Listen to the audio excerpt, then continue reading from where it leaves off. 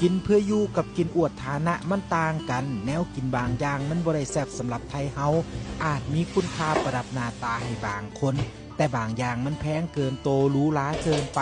เฮากินดุบ่ได้เฮากินตามต้นทุนกินหรูกินแพงเกินโตกินโก้กินหรูเกินไปจากการกินเสี้ยนให้สุกมันก็เฮ็ดให้ทุกข์เพราะการกินได้กินซ้ำที่เฮามีกินซ้ำที่เฮามีบ่แม่นมีซ้ำใดก็กินจนเบิดอดแน่อิ่มแน่นี่ล่ะเขาเอิ้นว่าชีวิตผู้ใดเขาร่ำรวยมีเงินมีทองเขากินหรูกินแพงบ่แปลกเลยมันเป็นค่านิยมทางสังคมบ่มีไผผิดไผถูกดอกถ้าเฮาอยากมีอยากกินก็ต้องขยันเฮ็ดขยันสร้างบ่หาบ่เฮ็ดมันก็บ่ได้บ่มีบ่ได้กินคนเฮามักกินตามพ่อตามแม่ต่อให้รวยล้นฟ้าแล่นหาแนวกินแพงๆมาทั่วทิพย์ทั่วแดน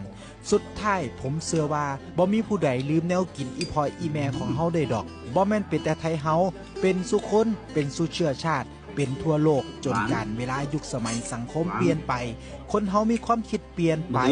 จากกินตามต้นทุนตามครอบครัวเฮ็ด